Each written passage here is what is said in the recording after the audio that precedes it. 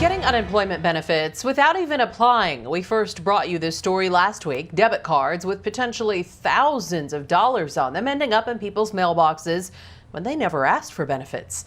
Turns out that problem is much larger. For the Rebound Arizona, here's Joe Ducey. Almost 24 emails saying almost the same thing. Debit cards and letters from the Arizona Department of Economic Security showing up in their mailboxes. They're still employed and never applied for unemployment benefits. Charles is one of them. It's just all the typical bank stuff. What was completely absent in all this is any explanation of what it was. Charles says he was shocked to find there was almost $7,000 on the card, ready for someone to spend. But how did he get it? Charles says he didn't submit any weekly claims, didn't even apply. He got the card with no explanation, no certificate of understanding stating you can't move forward in the process unless you sign it and send it back. The DES typical explanation, fraud.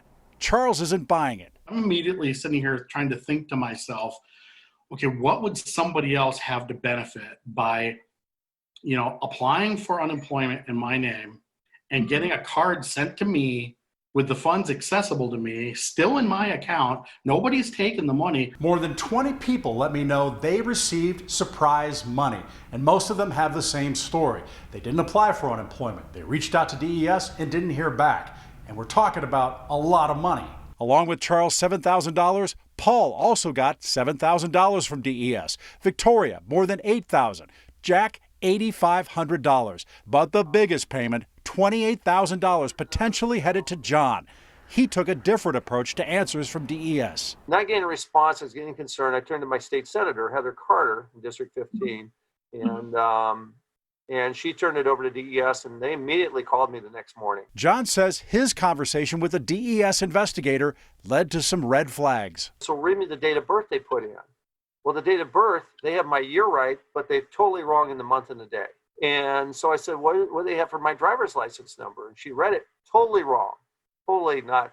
She says, oh, the computer's supposed to check that one too. So why didn't the computer catch these errors? So much money being sent to these people, while thousands who did apply are still waiting for their payments.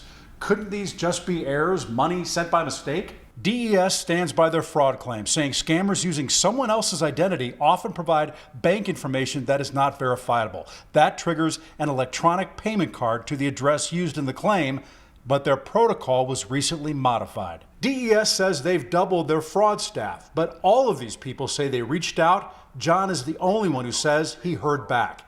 And again, if they're scammers, they ask, why would they come to us wanting to give the money back?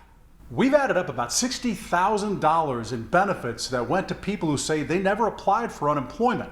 We're continuing to push DES for answers as to what they're doing to stop this. Did this happen to you? Email us at rebound@abc15.com. For the Rebound Arizona, I'm Joe Ducey. If you got a problem, let me know.